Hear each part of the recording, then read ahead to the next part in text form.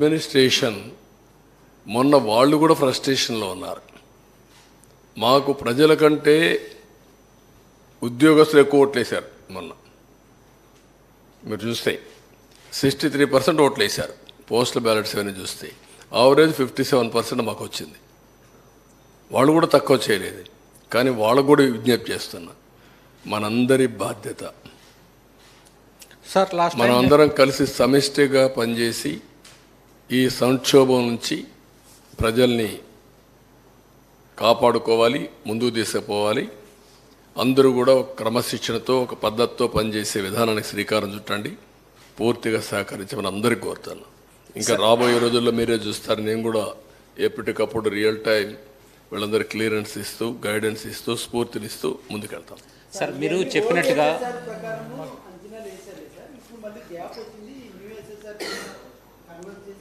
ఏది నేను అవన్నీ చేయాల్సి వస్తుందండి. నా పాత ఎస్టిమేట్స్ ఇవన్నీ రోజు రోజుకు మనం తినే నిత్యావసర వస్తువుల ధరలు కూడా పెరిగిపోతున్నాయి కదా.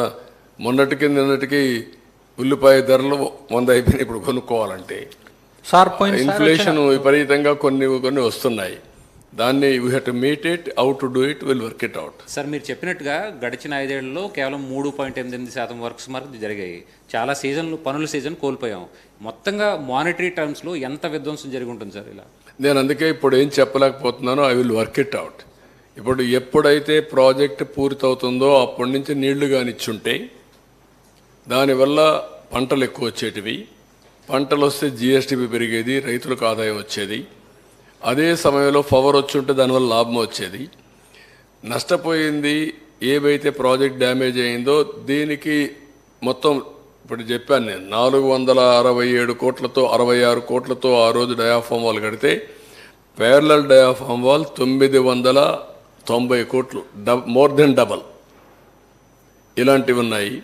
దానికి మళ్ళా 2 years gestation period, minimum 2 years, it may take 3 years. ఏమారితే దానికంటే ముందు వీళ్ళు రిపోర్ట్ ఇవ్వాలి. వీళ్ళు డిసెంబర్ లోపల ఇస్తారా, ఇవ్వరా? డిసెంబర్ లోపల ఇవ్వకపోతే ఈ ప్రాజెక్ట్ మళ్ళీ 1 year డిలే. వేరియస్ కాంప్లికేషన్స్ కానీ కాన్సిక్వెన్సెస్ కానీ ఉన్నాయి. ఇవన్నీ we have to work it out. Sir last time వచ్చిన ఫ్లడ్ అనుకున్న అంటే 41 meters లెవెల్కి వచ్చినప్పటికీ అనుకున్న దానికంటే ఎక్కువ ప్రాంతాలు మెర్జ్ అయిపోయినాయి అని చెప్పేసి నివేదిక ఇచ్చారు. దాని మీద రీసర్వే చేయాలన్నారు మెర్జ్ అయ్యే ప్రాంతాల మీద. అది ఏమన్నా ఆలోచన? Will work it out. అంటే మన రాష్ట్రం, పక్క రాష్ట్రాలు కూడా ఉన్నాయి దీంట్లో. పక్క రాష్ట్రాల్లో ఉండేటివి కూడా మనం జాగ్రత్తగా వాళ్ళు కూడా కన్విన్స్ చేయాలి. అది కూడా కేసులు ఉన్నాయి. మళ్ళా ఈ దుర్మార్గం చేసిన పనికి ఇప్పుడు కేసులు కూడా ఒరిస్సా కేసు వేసింది, ఛత్తీస్గఢ్ కేసు వేసారు. అవి కూడా పెండింగ్ ఉన్నాయి, కోర్టులో డిస్ప్యూట్స్ ఉన్నాయి. అవన్నీ కాపాడుకుంటూ అందుకని ఒక స్టే ఉంది. మీరు ప్రాజెక్టు కట్టిన తర్వాత ఎక్కడికక్కడ కాంపన్సేషన్ మళ్ళీ వీళ్ళందరికీ R&R ఇవన్నీ పే చేయాలి. అవన్నీ పే చేసిన తర్వాతనే వాటర్ ఇంపౌండ్ చేయాలి కూడా ఒక కేసు కూడా ఒకటి ఉంది. వేరియస్ ఉన్నాయి, ఎప్పుడు ఉంటాయి ఇవన్నీ. ఇంకొక పక్కన ఎవ్రీ ప్రాజెక్ట్ని, ఈ ప్రాజెక్ట్ పోలవరాన్ని మళ్ళీ 1 year ఎక్స్టెండ్ చేశారు. 1 year 2 years 2 years ఎక్స్టెండ్ చేశారు. ఎవ్రీ 2 years ఒకసారి ఎక్స్టెండ్ చేస్తున్నారు ప్రాజెక్ట్ని. కాబట్టి సమస్యలు లేక సమస్యలు ఉన్నాయి. ఆ సమస్యల మధ్యలోనే వీళ్ళు మరీ సమస్యలు తీసుకొచ్చి జట్లం చేసి ముంచేశారు. అందుకే నేను ఫస్టే చెప్పాను, చాలా సున్నితమైన ప్రాజెక్ట్ ఇది. చాలా జాగ్రత్తగా తీసుకొస్తే తప్ప అటు కేంద్రం, ఇటు రాష్ట్రం, ఇటు ఇంటర్ స్టేట్ ప్రాబ్లమ్స్, ఇంకొక పక్క technical problems, biggest river, highest flow. అదే కాకుండా ఏదైనా జరిగితే safety, east Godavari, west Godavari 2 జిల్లాలు వాషౌట్ అయిపోతాయి. అదొక ప్రమాదం. ఇలాంటి అనేక సమస్యలు ఉన్నాయి. కాబట్టి ఆషామాషిగా తీసుకోవడం కరెక్ట్ కాదు. అదే తీసుకున్నారు వీళ్ళు. దానివలన ఈ సమస్యలు వచ్చాయి. సార్ న్యూ కాంట్రాక్ట్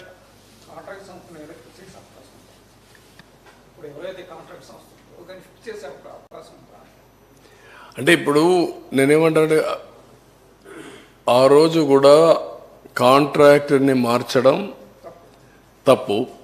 నేను కాంట్రాక్టర్ని మార్చలే. మీకు ఒరిజినల్గా కూడా మీరు చూస్తే ట్రాన్స్ట్రాయ్కి ఇచ్చారు, ట్రాన్స్ట్రాయ్ చేయలేకపోయారు.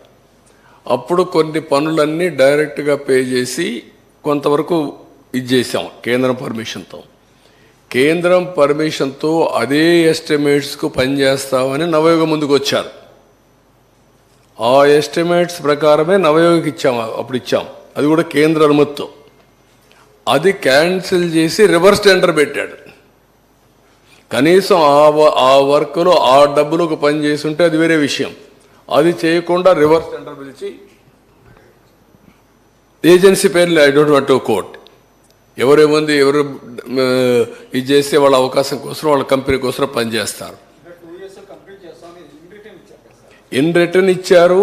ఏమి ఇచ్చారు? Reverse tendering. మళ్ళీ ఏం కండిషన్ పెట్టారు? అన్నీ మీరు కానీ సైటు అన్నీ కానీ ఫుల్ఫిల్ చేసి మేము ఇస్తాం.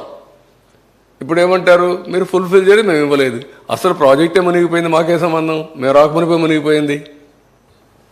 You can understand litigation. అందుకే వాళ్ళు ఏమన్నారు, గవర్నమెంట్ ఆఫ్ ఇండియా పాతవాడిని కొత్తవాడిని ఇద్దరిని తీసుకొస్తున్నారు.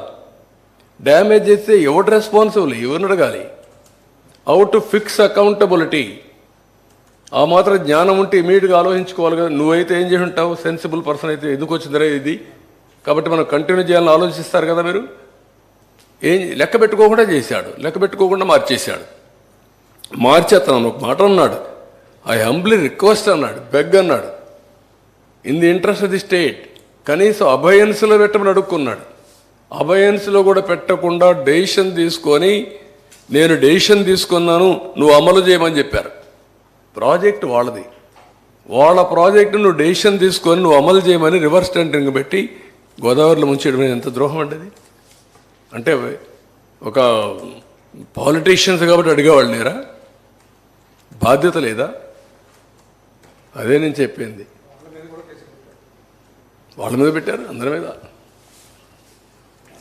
సార్ గత మీ ప్రభుత్వ హయాంలో కట్టిన పట్టిసీమని మీరు కట్టారనే గత 3 ఏళ్లుగా వాళ్ళు వాడుకోలేదు. చివరి 2 ఏళ్ళు తప్పనిసరి పరిస్థితుల్లో వాడుకున్నారు. ఇప్పుడు పట్టిసీమను మరోసారి ఉపయోగించుకోబోతున్నారా? ఎందుకంటే కృష్ణా డెల్టాకి 5 ఏళ్ళు మీ హయాంలో బాగా ఉపయోగపడింది. అది కాదమ్మా, అది ఉపయోగపడితే నీళ్ళు ఎక్కడ ఉన్నాయి? పట్టిసీమ ఉపయోగించుకోవాలి, పురుషోత్తపట్నం ఉపయోగించుకోవాలి, అది కూడా ఉపయోగించలేదు. పురుషోత్తపట్నం కూడా అది కూడా ఉపయోగించుకోవాలి. పురుషోత్తపట్నం ఉపయోగించుకోకుండా ఏరేరుకు నీళ్లు ఇవ్వలేకపోయారు, ఆయకట్టుకు నీళ్లు ఇవ్వాల. అవి కూడా పెండింగ్ పెట్టి వాళ్ళకు కూడా సరిగా కన్విన్స్ చేయకుండా ఎన్జిటి వాళ్ళు ఫైన్ వేసి, ఒకటి కాదు చాలా ఉన్నాయి. ఎనివే, మీరు మీ బాధ్యత మీరు చేయండి, ప్రజల్లోకి చర్చ చేయాలి. రేపటి నుంచి అందరూ వాళ్ళ ఆలోచనలు ఇస్తారు. అన్ని ఆలోచనలు తీసుకున్న తర్వాత ఫైనల్గా వే ఫార్వర్డ్ ఏం చేయాలో మేము కూడా వర్కౌట్ చేస్తాం. ఫస్ట్ ఆఫ్ ఆల్, ప్రజా చైతన్యం అన్నిటికీ పరిష్కార మార్గం. ఆ ప్రజా చైతన్యం లేకపోతే మనం ఏం మాట్లాడినా చెల్లుబాటు అవుతుందని ఇలాంటి తప్పులు ఇంకా ఎక్కువ చేసే ప్రమాదం ఉంటుంది. ప్రజలందరూ ఆలోచించాలి. నేను ఎలక్షన్లో కూడా చెప్పాం, రాజకీయాల్లో ఉండడానికి అర్హత లేని వ్యక్తి అతను.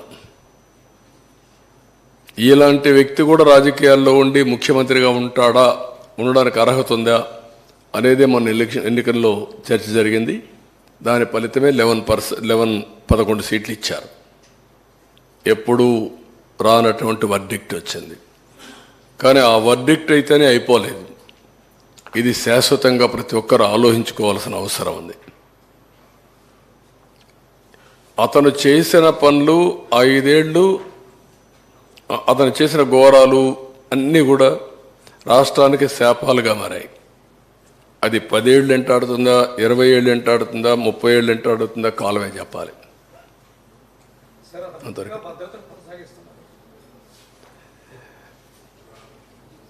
ఇప్పుడు ఏమంటున్నాడు ఆయన? భద్రత ఎంతమంది ఉన్నారు? 946 మంది, 86 మంది.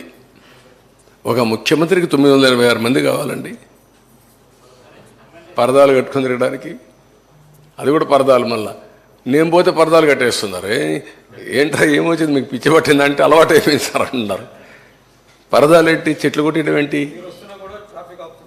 లేదు, ఇప్పుడు నేను చూస్తూనే ఉన్నా. ఎవ్రీడే ఆ పక్క ఈ పక్క చూసుకుంటూ ఎంత టైం ఆపుంటారు. నేను పోతూ 2 నిమిషాలు నాకు లేట్ అయినా పర్వాలేదు, ఏం కొంపలు కోల్పోవు, నేను నిలబెడతాను, వాళ్ళు పోయిన తర్వాత వెళ్తానని చెప్తున్నాను. నేను ఆ పక్క కూడా చూస్తున్నా ఎంత దూరం వచ్చాయని. అంటే నాకు కూడా గేజ్ చేయడానికి ప్రతి ఒక్కరికి చెప్తున్నా, ఎక్కువ టైం ఎక్కడ ఆఫ్ చేయొద్దండి. మీకు కూడా చెప్తున్నా, మా మంత్రులు కూడా చెప్పా, క్యాబినెట్లో కూడా చెప్పా, simplicity is only the solution. మనమేమి రాజులం కాదు, లేకపోతే డిక్టేటర్లు కాదు, ఇష్టానుసారంగా చేయడానికి ప్రజాసేవకులుగా ప్రవర్తించమంటున్నాం. 1 by 1 చేయాలి కదా అంటున్నా.